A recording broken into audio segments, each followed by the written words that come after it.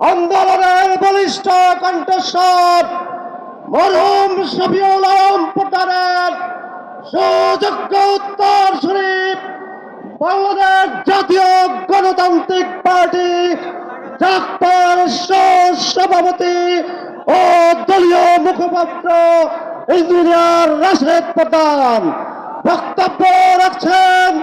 Engineer Rashed প্রধান।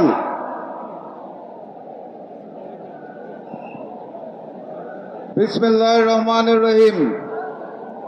৮ দল আয়োজিত আজকের এই সমাবেশ, যাকে সমাবেশ হিসাবে ঘোষণা করা হয়েছিল, কিন্তু আমার সামনে, আমার ডানে, আমার বামে, আমার পিছনে যেই জনসমুদ্র, অলরেডি এটা মহাসমাবেশ হয়ে গেছে। সেই মহাসমাবেশে আগত জনতা, মঞ্চে উপবিষ্ট জাতীয় নেতৃবৃন্দ, মিডিয়ার ভাইরা, সবাইকে জানাই আমার দল জাগপার পক্ষ থেকে সংগ্রামী সালাম এবং শুভেচ্ছা। আসসালামু আলাইকুম।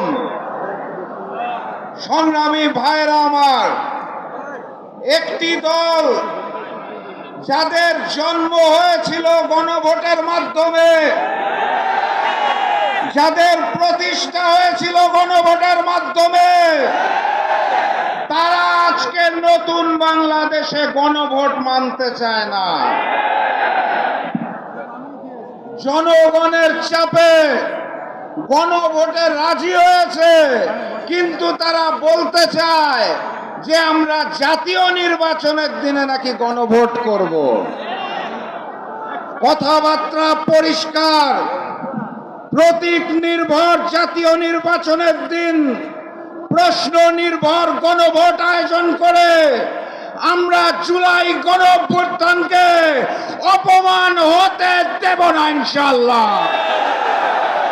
সংগ্রামী সাথী এবং বন্ধুগণ, যারা নতুন করে জালেম হতে চাইছে, যারা নতুন করে চাঁদাবাজি শুরু করেছে, যারা নতুন করে ভূমি দখল শুরু করেছে, যারা নতুন করে রাহাজানি করছে, যারা নতুন করে প্রশাসনকে ব্যবহার করতে চাইছে, সেই বিএনপিকে বিনয়ের সাথে বলতে চাই, 16 মাস আগে আপনারা মজলুম ছিলেন, নতুন করে জালেম হওয়ার চেষ্টা করবেন না।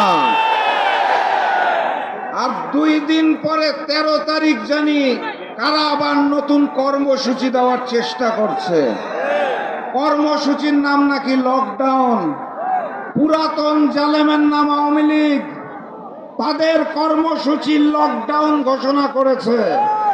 অর্থাৎ ওই হিন্দুস্তানের সেবাদাস ফ্যাসিস্ট শেখ হাসিনা আওয়ামী লীগের শীর্ষ নেতৃবৃন্দকে নিয়ে হিন্দুস্তানে লক হয়ে গেছেন, আর দেশে যাদের রেখে গেছেন তাদেরকে 13 তারিখ ডাউন করতে চায়। এই হচ্ছে তাদের লকডাউন।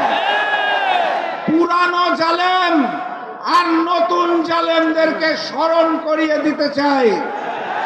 আজকের এই মঞ্চের দিকে তাকিয়ে দেখুন, আলেমরা এক হয়েছে, জালেমদের দিন শেষ।